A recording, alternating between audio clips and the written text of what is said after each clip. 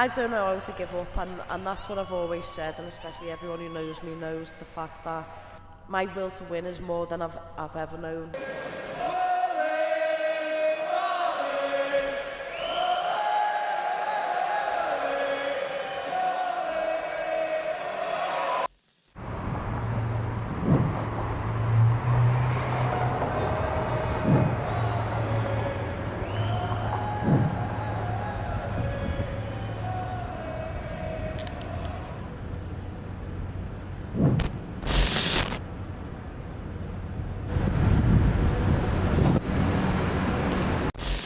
Okay, so as you just mentioned, like when you were in the cage and stuff like that, you know, you wasn't getting through around, you got put in a compromising situation. Tapping out, was that ever a thought in your mind? No, I think I don't know how to give up, and that's what I've always said, and especially everyone who knows me knows the fact that my will to win is more than I've ever known from anyone else's. I see it in the likes of Paddy and Fishy and stuff. We've all got this this thing in us. Darren's got it, like Tony Bellew's got it, like the will to win. You're going to give your life in there if you can. And Paul Rimmer said to me, if you get put in a position to tap, you've got medical insurance, so don't fucking do it. And I was like, exactly, I will not. And especially a rear naked choke is the cleanest submission that you can get caught with. And it wasn't like I couldn't breathe. It was like the blood, like the blood choke in the carotid artery. So 2 seconds on, I was gone. I was out at my eyes open. The referee should have come in a lot earlier than what he did, because the way my body just went limp and then my body went into like a fit. That's what done everyone. Like everyone in the crowd it was uncomfortable for them to watch that. Do you know what I mean? But yeah, I don't know how do you give up? How do you put your life on the line every day going into the gym and then get in that position and go, no, this is uncomfortable. That's not what I'm here to do. Do you know what I mean? So yeah, especially as well, I feel like with it being at the Echo, with the stadium 7,000 people in there so early, I walked in and people were already screaming your name, and I was like, that is loud. So when you walked out, I mean, obviously nothing, you can't take anything away from your Cage Warriors title win, but I mean, that must have been something. Yeah, I walked out and I've seen Arya Stark of Game of Thrones. Do you know what I mean? I'm looking around. There's Olympians in the crowd. There's like celebrities in the crowd. I'm thinking, friggin' hell, this is it. And as I've walked out, I just looked and I just thought, everyone was like, do you know, you looked a little bit tired and you walk out, you didn't look like you and all this. And I just looked and I was like, I had to take a step back and take it all in, because I didn't take it in for the world title shot. And this was the time where I was like, oh my God, look at what I've done. Not just me, but the crowd was there to see me as much as what it was to see Darren, as much as what it was to see anyone else. Do you know what I mean? If, like I say, quite a lot for a girl who was never allowed in the gym to a girl on the UFC, first scouser to fight on a UFC Liverpool card. No one can take these kind of things away from me. And I said if it went to the floor, it's her bread and butter, and she'd get it. But I also said like she'd have to put me out because I'm not tapping. So it's kind of, it didn't go. I didn't win the fight, but I haven't lost the war. Do you know what I mean? It's one of them where I've got to pick myself, dust myself up, and I've got to go again. And like I said to you, I'm here back in the same place I got choked out in front of 7,000 scousers, and I'm here back less than a week to come and cheer my teammates on and do all this kind of thing at the Cage Warriors Academy. Well, that was my next question. Why are we here? Why are we back here? So we're here. More importantly, why are you back here? I'm here. I'm commentating today. Going to see if this is. I want to see after fighting if this is the kind of route that I can take. So I'm going to see if I enjoy it.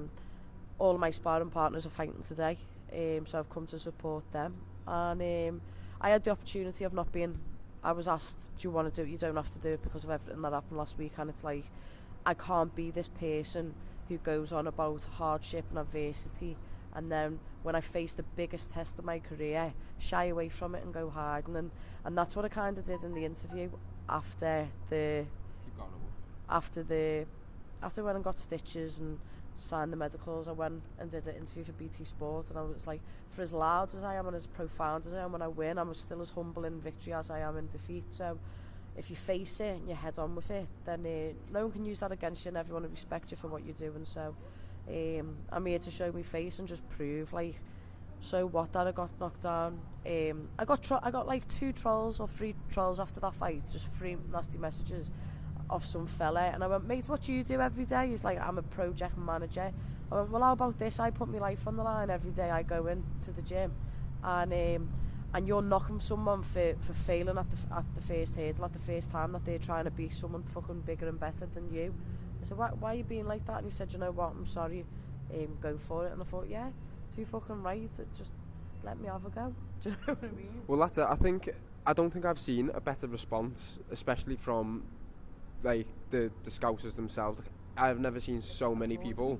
It was ridiculous. Literally, as soon as it happened, I even went on my phone and Twitter was already blowing up saying like, you know what, good on her. I got messages myself of my mates being like, oh, tell Molly she's sick for not tapping out. I mean, that was the thing. It was like #NoTapQueen, and everyone was like, why didn't you tap?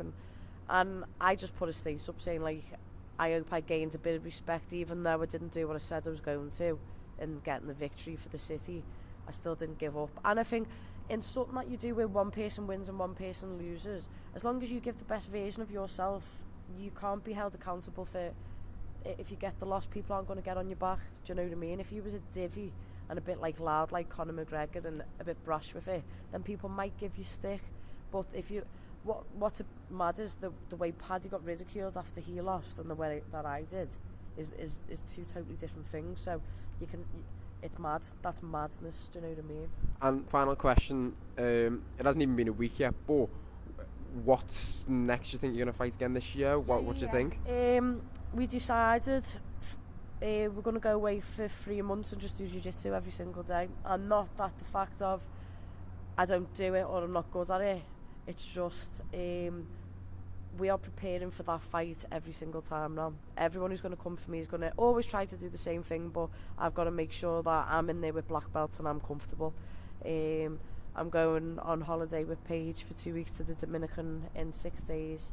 I'm going to just go and enjoy myself. I haven't had time to myself. It's been a mad media press thing for like the last 18 months, do you know what I mean? So it's like I need to learn how to go and be Molly Maria McCann Pearson and not Meatball Molly for a little minute.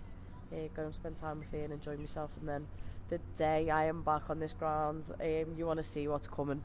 Backroom staff's all being changed, new coaches, not new training partners, but I'm going to go here and go there to get the hardest roles possible and just make sure that this never happens again. We win or we learn, or sometimes we win and we learn, and I don't see it was a loss. I probably gained more respect for the way I've handled myself than lost. Do you know what I mean? So yeah, we look forward to seeing you back as soon as we can, and hopefully get that first win under your belt.